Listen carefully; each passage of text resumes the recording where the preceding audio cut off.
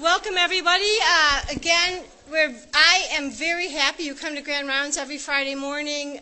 It's great to have you here. I think our Grand Rounds are fantastic, so thank you for taking the time to be here. I have a happy meteorological statement, which is it's less than 2 weeks until spring, which is fantastic. And then just remember Sunday, it's daylight savings time, so you spring forward, so be sure you spring forward your clocks on Sunday. A reminder about our chair search. Our second candidate is here. That's Dr. Monica Kraft. She did her town hall last night, and her academic seminar is today at 5 p.m. So any of you who would like to come, please do. She is a pulmonary critical care doc, and her area of expertise is in the asthma arena, so she has interacted with many of our people in the asthma group here at University of Wisconsin. Our third candidate arrives next week on Thursday and Friday, and then we have a little break. But again, next Thursday at 5 p.m., remember that that is when the town hall is going to be, and you're all really welcome and encouraged to come. With that, I am very honored to have our guest Grand Rounds speaker here, and she is Dr. Renuka Gupta. Dr. Gupta is an assistant professor at Weill Cornell Medical Center, and her talk is Wound of Racism, Physician, Heal Thyself. And many of you might know in this audience that our climate survey of a few years ago did show some areas that we really need to work on, and one was physicians reporting discrimination from their patients if they are non-white physicians, and our learners have reported that as well. And so this talk is going to help us to learn more about that and how we start to deal with some of those things. Dr. Gupta, a little bit about her. She did her internal medicine residency at Columbia University Medical Center, and she followed that with a clinical nutritional fellowship also at Columbia University. She is an assistant professor of medicine at the Department of Medicine at Weill University, a position she began in 2011, and she's also an attending physician at New York Presbyterian Hospital. She's a fellow in the American College of Physicians, as well as a fellow in hospital medicine. She's involved in a lot of very impressive things. I think along with the work she's doing with this area, she's very involved with wellness. She developed and initiated a wellness program in the Division of Hospital Medicine, and much like Dr. Mariah Quinn, who is her sponsor today, has been a member of the Resident Wellness Committee as well. And so we are this is going to be an interactive Grand Rounds, so we're in the back. I'm hoping our audiovisual stuff's going to work okay with this, but Mariah's going to be walking around with a microphone, but we're not, well, I guess we kind of are on TV like Oprah, but we're not really like Oprah. So Dr. Gupta, please come up. Welcome. Thank you. Thank you. Thank you so much. You're welcome. Good morning, everyone. Thank you for such a lovely introduction. I think I'm all set. It's an honor and a very great pleasure to be here. And before I begin, I would definitely like to thank Dr. Mariah Quinn. She's been very helpful and instrumental in putting all this together. So thank you so much. So the topic today, what we're going to talk about, is Wound of Racism, Physician, Heal Thyself. I guess the first slide always has to be. I have no financial disclosures. So what I'm going to begin today is by sharing one of my own personal experience with you that I had encountered in the hospital a few years ago. I took over service from one of my American colleagues and was on my way to see this 70-plus-year-old gentleman located in one of the most luxurious floors of our hospital, facing the Hudson River. For many of you who are not aware, it's a paradise. Anyways, the patient refused to acknowledge me and blatantly asked me, "Which part of India are you from?" I replied, "Northern India." 40 years ago, when I was in Harvard Law School, there were no goddamn Indians. And how could there be? You were all slaves then. I was shocked and numbed. He went on, I do not understand why US government started giving visas for such elite jobs to you Indians. And you dare not touch me again, as I will have your license revoked and sue you. And now, leave, get out of my room, get me a real doctor. A doctor who knows how to take care of their patients. I was shaking, my heart was pounding, and tears were rolling down my cheek. I rushed, locked myself in the bathroom, cried, and ultimately left the unit. For the next few years, I had this bag of emotions. I was depressed. I used to cry. I was very embarrassed. Embarrassed because as a faculty, as an attending, I am supposed to be a role model for my residents, for my PAs, for my nurses, my medical students. And here, I failed. I miserably failed. I let everyone down. I also felt very petty. What am I going to do? Who am I going to go and talk about? And what will others think about me? Am I so stupid that I couldn't handle such a simple situation? This was a huge bag of emotions that I was carrying around. They never really sat still with me until one day I overheard one of my residents sharing a similar experience. And that's when I decided, not only will I learn to handle and deal with such situations, but also coach and train other healthcare providers in dealing with such situations. With that, I started writing about it. Not that I write too well, and not with the intention that it will ever get published, but it did get published in the Annals of Internal Medicine. Not only that, I get a call from my hospital CEO, and believe me, my first response, what wrong did I do? Did I make the hospital look bad? But no, I was wrong. She apologized and said, I'm so sorry that you had to go through this. We want our community to learn more about it. And that's when I got featured in our internal magazine, Health Matters. Just so to let you know, this topic was so relevant that in the same year, another similar article was published in NEJM dealing with the racist patients. I started Googling it, and I found this video on YouTube, which I found very interesting, and I would really like to share with you. Please see a white doctor. It's only available after 4 if you're not... So you're saying in the whole entire building there isn't one white doctor?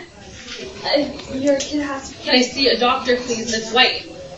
That doesn't have brown teeth or speaks English. Your child clearly has more issues with you being his mother than him needing to see a doctor. You are extremely rude and racist. You want to talk about people being at a hospital? You're brown, you're all the time. Well, I'm sure there are other people who are reasonable. No, it's because you're racist. No, it's because I'm white. No. You're attacking me. Slurs. Hold on, That's not girl, okay. step back. This is my personal She is perfectly standing right, fine here. So this is real. It's not scripted. You can go on YouTube, Google it, and this will pop right up. So what are we going to do in the next 40 minutes or so? What we are going to do is, I'm going to walk you through what is discrimination, the different forms of discrimination. We'll share some examples. We'll do an audience poll. What is the response of the medical institutions and what is the legal angle to it? What does AMA have to say about this? as I imagine, my situation is not unique. In talking to other healthcare providers, this exists. We simply don't talk about it. Why the need to take action? Application of some different strategies, and what's our ultimate goal? Now, before I move forward, I have a request. In order for this session to be a success, your participation and engagement is the key. So please help me. So, what is discrimination? The unjust or prejudicial treatment of different categories of people, especially based on the grounds of race, age, or sex. What are the different forms of discrimination? Number one, color. Was it my color that when I entered the patient's room, he behaved the way he did? Or was it my natural origin? My accent. The moment I started talking, it triggered him to behave, and he said things I do not know. Third, gender. For many women, or probably all women in this room, can relate. As a women physician, patients consider me from a food service, a nursing staff, pharmacist, phlebotomist, even an aide who is good of taking care of their bedpans and their food trays. But if I have male standing next to me, even if it is a medical student, all questions and eye contact are directed towards that person. Religion. In a study, 20% of over 200 Muslim physicians experienced discrimination. Women with hijab, it's a Muslim head cover, experience this all the time. But Muslim men can pass for a Hispanic. Sexual orientation. In another study out of Stanford, they found that 30% of sexually minority medical students hide or do not reveal their sexual or gender identity, secondary to the fear of discrimination. Some patients do not want to be taken care of by male nurses. Any reason why? Anyone? I'm sorry? Perfect. Bingo. There you go. They think they are gay and they do not want to be touched by them. What we are going to do now, I'm sure you all have your cell phones, right? I would request all of you to please, let's take it out and type 22333 and the message should be R Gupta. Uppercase, lowercase, doesn't matter. So you automatically get logged in. I'll repeat. I'm sure you are pretty good with all this. 22333 and the message is R Gupta. Another few seconds.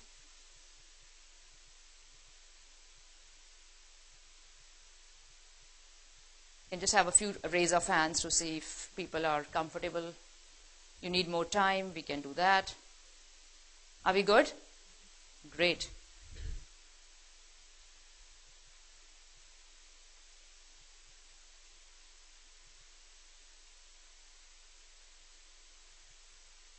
I'm sorry.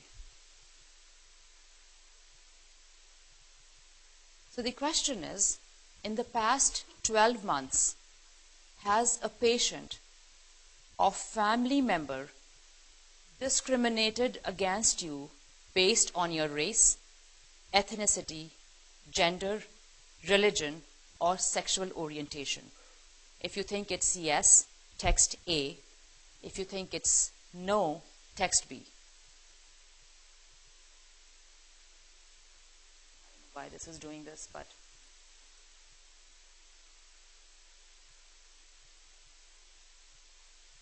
okay.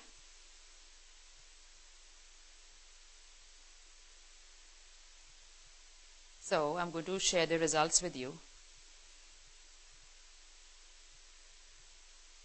48% yes, and 52% no. Next question. I'm missing it.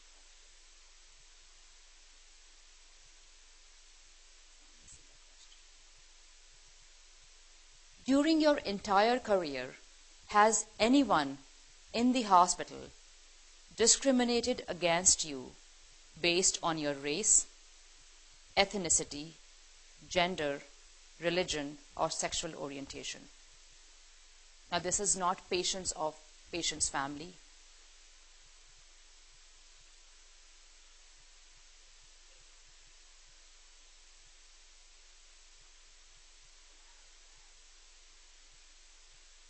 Let's see the results.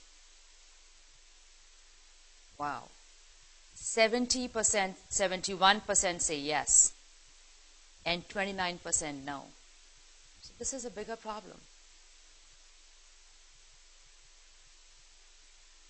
Third, experiencing discrimination while working in the hospital has caused me significant distress. A, agree, B, disagree, or C, not applicable.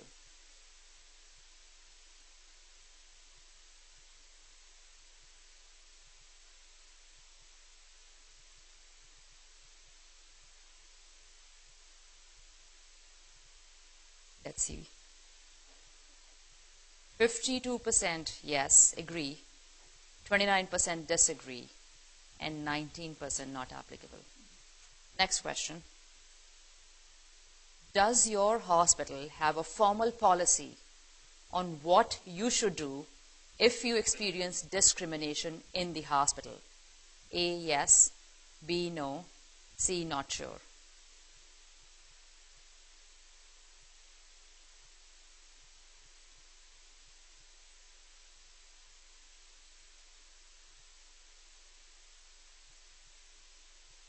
%, yes, 6% no, 63% not sure. Now, I do not know whether there is a policy in your organization, Mariah. Any or not sure? There is. So there you go. Okay. Okay. Interesting. Next question. Is there an ombudsman office that you could contact in the event you experience discrimination? Yes, A, no, B, not sure, C.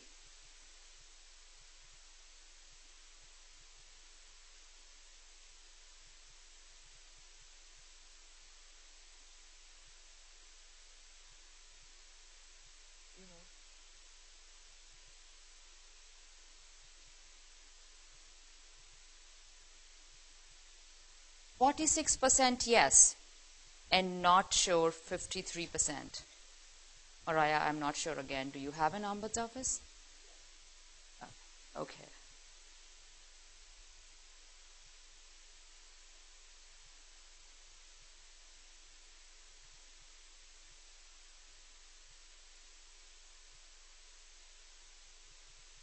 What we're going to do now, you're going to pair up two, with the person sitting right, left, back, front, whatever you want to do.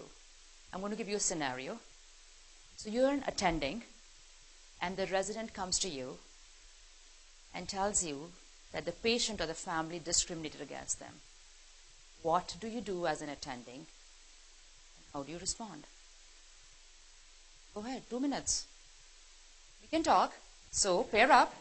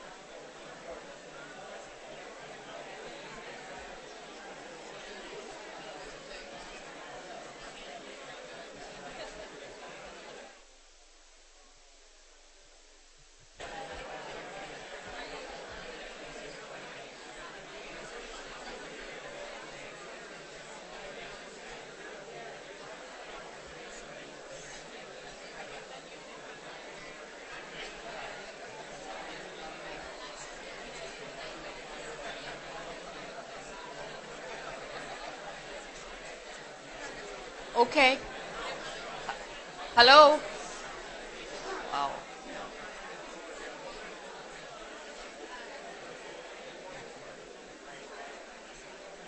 Hi. I'm very impressed. This is such a great audience. So much. I really just love this. Amazing. Another scenario, and then we'll talk about it. Now you are you are in the same pair or the group that you are with.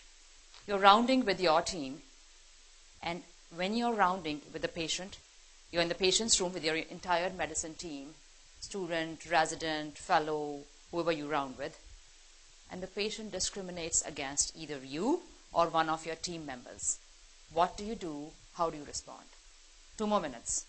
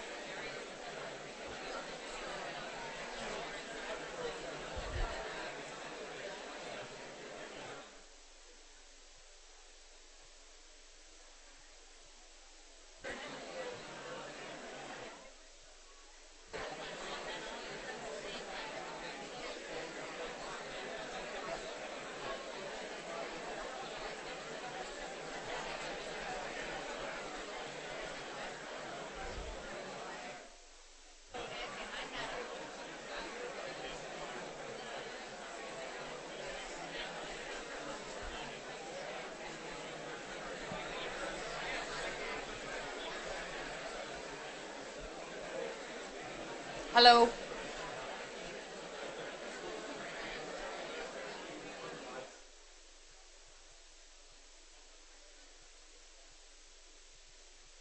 Hi, folks.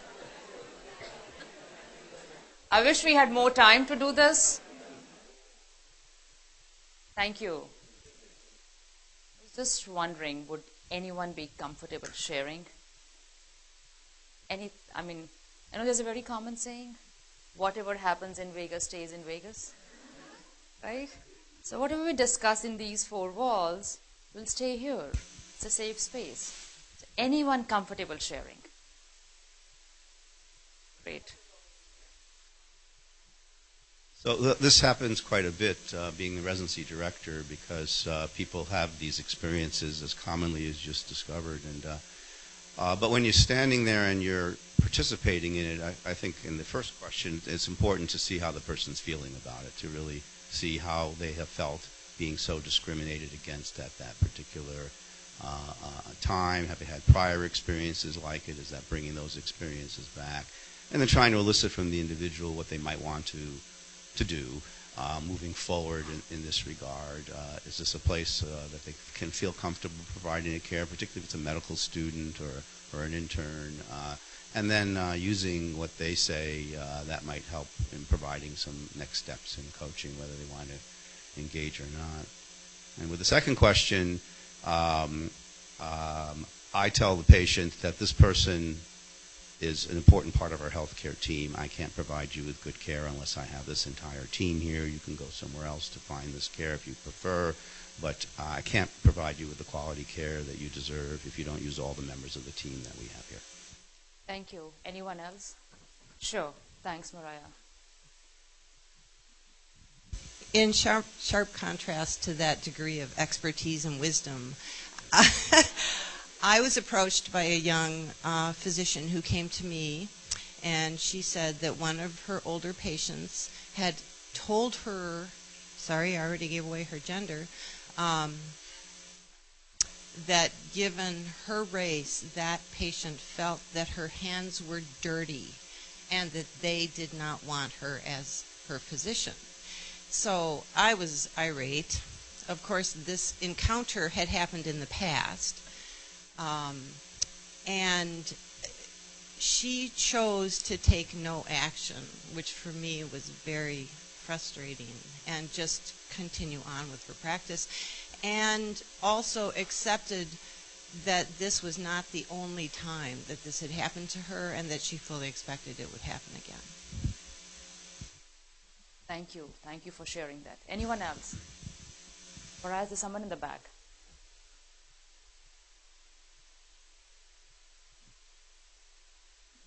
I've encountered this many times as an attending because we live in a multicultural society, and certainly our profession is multicultural. I've always gone to see the patient privately. I've told them that their values are inconsistent with the values of the institution I was in, and that they were not acceptable, and that either the whole team takes care of them or they can go somewhere else. Thank you. One last one here. I'm sorry. I hope you didn't go to your treadmill this morning, right, Mariah? Good. Okay, great. So obviously what Bennett is suggesting is the most appropriate action, but I think it's not always feasible. And I have a short story. It's not mine. It's a retired cardiologist who worked here for many years, and he's Jewish, and he had a patient who needed urgent cardiac surgery. There was an eye and septal defect or something like this. And the surgeon, some of you may remember him, we had a thoracic surgeon here who was sick, with the cover and everything, very distinguished individual. We liked him a lot. And he was on call and he operated on him. And next morning, this friend of mine, the cardiologist, was rounding, and the wife of this patient, he was from Appleton, which is probably one of the more racist areas in Wisconsin. She told him that she really does not appreciate that brown hands were touching her husband. So he said, lady, these brown hands saved your husband's life. And her response was she knew that he was Jewish. I'm not taking any comments from a Jew boy. So this was a double whammy. It was both anti-Indian racist and clearly anti-Semitic. Now, he couldn't walk away from it. This patient was not in a situation that he could be transferred or seek care somewhere else. What he did, and I think it's appropriate under such circumstances, he told her, I'm not going to take care of you anymore, but I will find someone to replace me. And he went to his colleague, who was a Christian, white, Protestant, English origin, whatever. And this cardiologist had to take care of this patient. So this option of telling the patient, we are not going to take care of you, is not always feasible. Thank you. Thank you so much. We'll have more time in the end to talk more about this, but your participation is amazing. Thank you so much. So now, what is the response of the hospitals? So in a study, they found that hospitals are normally responsive to patients' racial preferences. They did a study in the emergency department, and they found that women physicians were most likely to accommodate to patient preferences. What about the legal angle? What are the legal implications? 1964 Civil Rights Act outlaws discrimination against individuals based on race, color, and national origin. I'll give you an example. When you go to a restaurant, you don't say you don't want to be served by a Latino waiter. That is prohibiting Title II of the Civil Rights Act. But this happens all the time in the medical industry. 2010 law case, nursing homes cannot yield to their residents racially discriminatory requests with respect to certified nursing assistants. What does Code of Medical Ethics has to say about this? When I found this, I was very surprised, and I want to share with all of you. It states, physicians can transfer care of the patient if the patient uses derogatory language or continues to have a prejudicial behavior and refuses to modify their conduct. Let me now walk you through the statistics of discrimination in the United States. In a recent study, 6 in 10 doctor survey had experienced some form of biased remarks based on their gender, ethnicity, race, age, or weight. In the United States, 16% or 160,000 physicians are Asians or black, and yet the study found that majority of them are targets of patient prejudice when compared to other physicians. So then why do we need to take action? Anyone, why do we need to take action against all this? Well, these are very painful and shattering experiences. We all know there's an increase in diversity amongst healthcare providers, and this impacts the delivery of care we do to our patients, ultimately causing physician burnout. Now, if you do not want to be part of any of this, I'm going to share with you some strategies that will help dealing with such situations. And what are these? Chain of command. We'll walk through a flow chart, case discussions, communication skills, and simulations, and ultimately the release of bottled up emotions. The first one, chain of command. All of us should be well prepared with the escalation procedures and policies in our organization. Institutions should also set up task forces similar to the one we have for medical errors, comprising of multidisciplinary team approach, consisting of physicians, nursing, social workers, risk managers, to spearhead education and policy changes. Also, institutions should be conducting annual confidential mistreatment surveys for longitudinal tracking and intervention. Second, flowchart. Published in NEJM, Paul Emily states that all of us should be well prepared and in the know-how of this flowchart when we deal with such patients and families. Let me walk you through this very quick. We need to assess the medical condition of the patient. If stable, I mention again, if stable, we need to assess the decision-making capacity and the reason for request. If the reason for request is purely based on bigotry, we need to discuss options. And what are those? Negotiate, offer transfer, accommodate, or limit the unacceptable conduct. Not only that, we have to discuss the impact on the physician. Paul Emily further states, in certain situations, it's ethically appropriate to accommodate. And the example she mentions, that patient is a recent war veteran, and the physician reminds them of an enemy combatant. Now, in that situation, it could be PTSD or it could be biased. Third, case discussions. I myself have served in the Army, and I believe for a fact that simulations are very effective. As armed forces are always prepared for an attack through simulations, similarly, all of us should be well prepared with certain appropriate set of words or sentences when dealing with such situations. In the Department of Hospital Medicine at Weill Cornell, we have developed and modified the MGH policy against discrimination. If anyone is interested, I am more than happy to share it with you. I'm going to walk you through this real quick.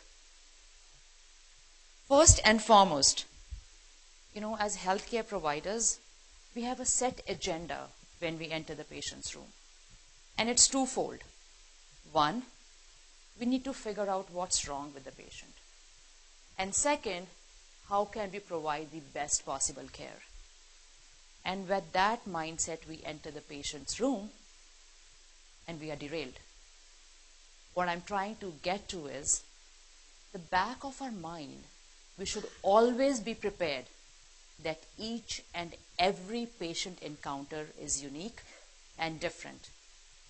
Therefore, establishing a therapeutic relationship between the patient and family is a key.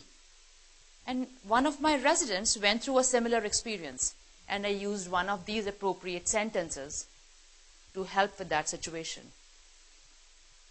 For example, help me understand why you don't want Dr. Jones. Now, if anyone is Dr. Jones in the audience, my apologies, it's nothing personal. Help me understand why you don't want Dr. Jones to care for you. What are the things that you are concerned about? Tell me what you are afraid of. Believe me, many a times, agreeing to patients and family has a huge impact. It could be commitment to care. You are right. You are different than me. I like to get to know you.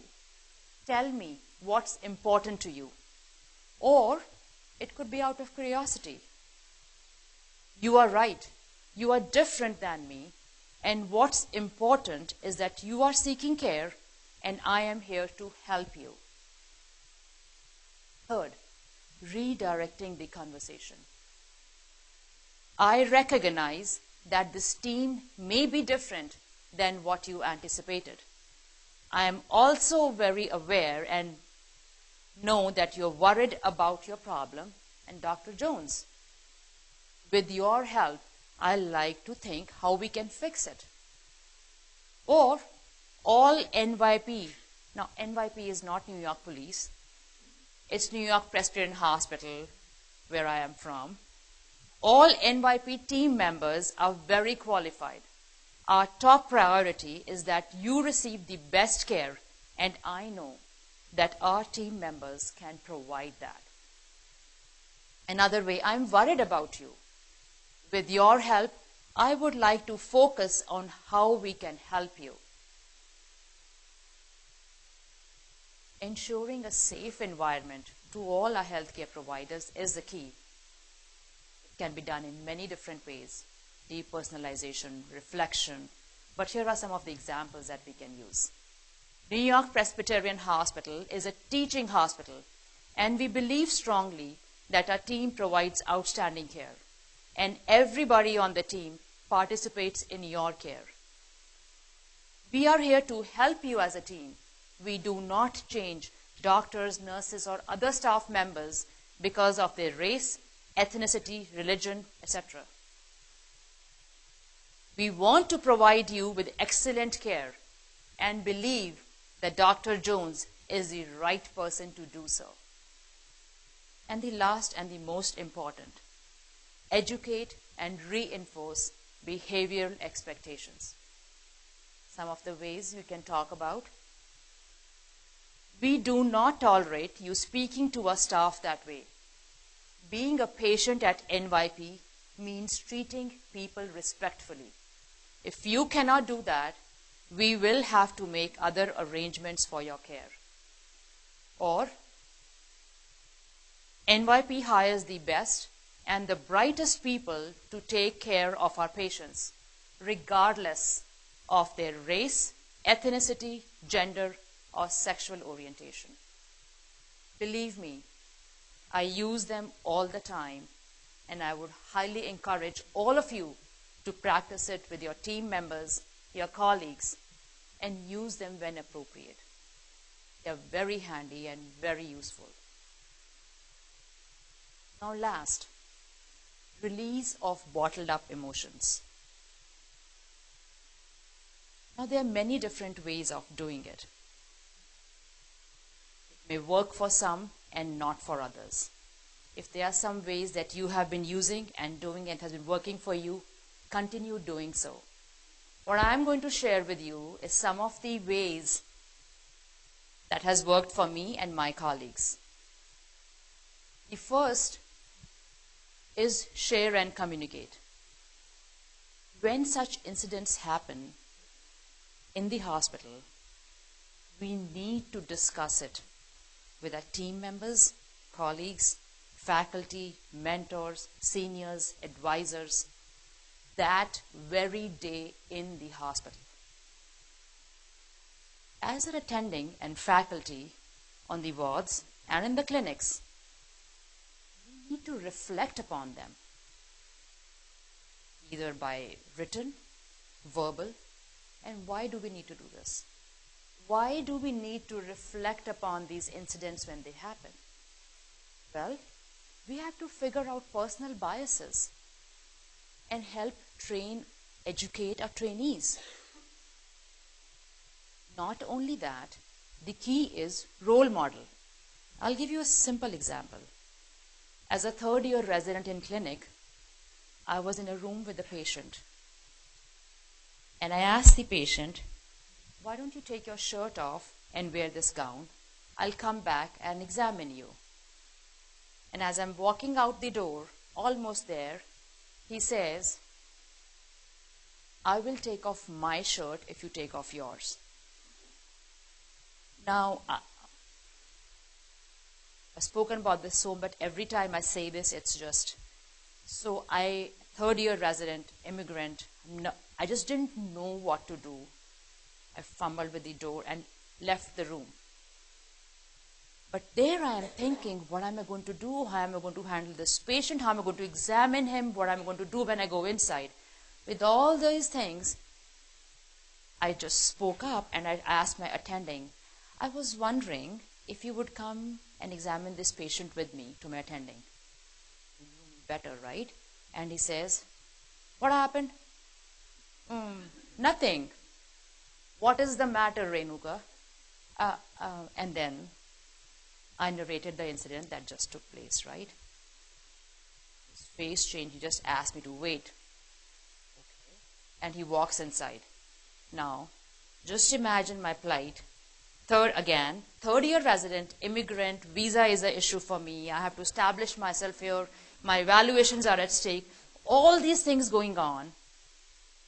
But it was already done. I should have just kept it shut, dealt with it like I've always been dealing with. Why did I have to open my mouth? But I did it, right? I'm waiting there patiently. I see him walking out of the door, and then I see the patient walking behind him. And I look at him. I'm still nervous. I just had nothing else to do, right? I just looked at him. He says, I told the patient, there are many women physicians in this practice, and if you cannot respect them, go find care somewhere else. So that's what I mean when I say we need to role model. Second, the art of meditation. Believe me, I still practice it till date, and it's very, very effective. It's a 2-minute Om meditation, which is simply a Wi-Fi to the universe. What we're going to do is, I'm going to demonstrate, and then we are all going to do it together. If you are not comfortable doing it, you do not have to do it. Right? I'm going to demonstrate. We're all going to sit. All of you are all ready. I'm going to get my chair. We'll sit with our back straight, No, I'm just demonstrating. Oh, I love the audience. I love this energy. So, going to sit with the back straight, hands on our thighs, palms facing up, and we'll take a deep breath in. When we exhale, we say Om. With the first Om, we think and say in the back of our mind, thank you for such a wonderful life. With the second and third Om, we say, give me the strength to forgive the person who hurt and shattered me. You can keep your eyes closed or open, whatever is comfortable for you. And you can all chant with me. Can we start? Great. Back straight, hands on your thighs, palms facing up. We'll take a deep breath in. And exhale with Om.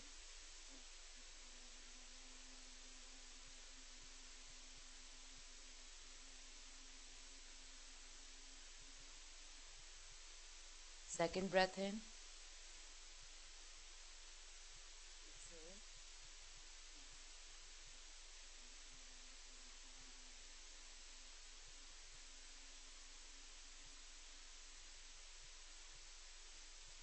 Third breath in. Exhale.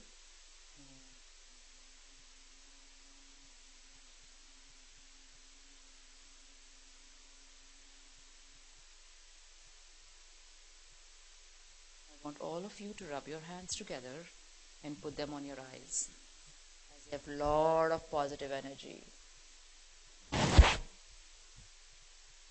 Unfortunately, you'll have to open your eyes. Thank you. Okay, so try practicing this and you'll see it really helps you. It calms you down a little bit. Third one. Anyone heard of a newspaper exercise? I'm only going to demonstrate. I do not want to be doing this. So, when you have such experiences, right, and you are not comfortable doing any of the first two, so in your own comfort zone, locker room, studios, apartments, house, med lounge, whatever you're comfortable with, take a stack of newspaper, roll it. By the way, we got this last night when I was having dinner with Mariah. Roll it. And think of the person who hurt and shattered you. And bang this newspaper multiple times on the table. And say, why did you do this to me? Why did you do this to me? Why did you do this to me? Multiple times, and just discard it. That's why I do not want you to do it here. Scientifically proven by Dale Carnegie, this helps release emotions, calms you down, and helps focus ahead, which is so much important in our industry. Right? Now, newspapers are very difficult to find these days, especially in New York for sure. We're all busy on our gadgets, and we read them. iPhone, iPads, computers, right? So someone mentioned recently when I was giving a talk in another institution, what about a damn it doll? So, the latest version of newspaper exercise is a damn it doll. This could be your next Christmas gift to your colleagues. Purpose is the same. It's a small doll, and office, wherever, pocket, whatever is comfortable. When you're upset or angry, you bang this doll multiple times. Damn it, damn it, damn it. And it works. So try it. So I'll take any questions. With that, I'll just end with a very famous quote from Hippocrates. Healing is a matter of time, but it is sometimes also a matter of opportunity. Thank you all. Thank you so much.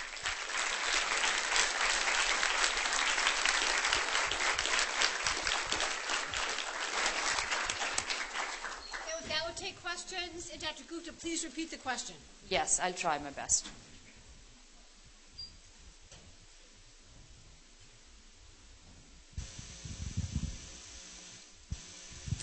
was just wondering if you had noticed an uptick in this type of behavior from patients since the 2016 election results with the current climate of incivility that we have. So I think the question is, since the elections, have I experienced this from the patients? And my team members, yes, and my colleagues. The answer is, it has always been there. I don't want to be political in any form but it's definitely taken a toll since the elections, as you just mentioned. And it's been, I think patients take it as their right to just, not only patients, but anyone has a right to just say anything, anywhere, to anyone. So yes, this has been coming up more so, and I'm experiencing much more than what I used to before. Does that answer your question? Thank you. Yes, please. Gupta, for a lovely talk and for advancing the conversation. I'm just curious about the steps that NYP took to create such a strong, what appears to be a strong policy to sort of deal with this patient accommodation preference issue. Thank you. Yes, it's not an NYP policy per se. It's only, they are still working on it. But just because my division, hospital medicine, is a huge, very vast and very diverse. We are 70 plus hospitalists from all around the universe probably. So we needed this for us. Hospital is still working on it and they know we are already following this, but for us, we have been sticking to this and are there to support each other. Are there any circumstances in which you do accommodate patient preference? Yeah, as I just mentioned, say for example, if the patient is stable, right, we try not to. Obviously, if you are sick, my first goal, I think as you will relate and all of you will, if the patient is sick, your goal is to just take care of your patient. But in other situations, you generally don't. And the best way that I have learned moving forward is I call out the behavior right there and then. I just don't let it sit with me. I'll give you some examples. So a colleague of mine, an African-American colleague, was seeing this patient, mid-60s, and he was ready to discharge, but he had very big toenails, right? So he said, is there a way someone could clip my nails for me? And she said, I'll try, but generally this doesn't happen in the hospital. It's very hard to, but I'll look for it and see if anyone can. She goes around and there's no clipper and the nurses say, we do not do this. She comes back and says, I'm so sorry I tried, but there's no clipper in the on the unit and I unfortunately cannot help you with this. His comment was, why do you need a clipper when you have such beautiful teeth? So I'm just saying there's never an end to anything, but she called it out right there and then. She says, I'm very upset and frustrated by the way you would say that. I went to medical school and I'm here to help you. And I went out of my way looking to see if there was a clipper so someone could help you with this. But this coming from you, who happens to be so educated, is really taken my trust away from how I deal with the patients and should not go take a step further. And he apologized right there.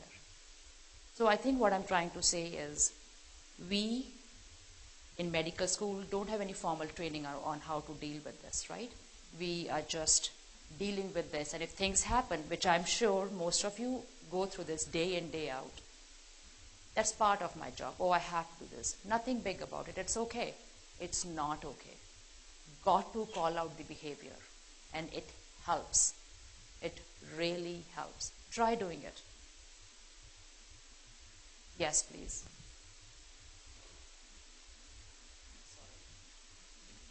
You didn't need your training today, right?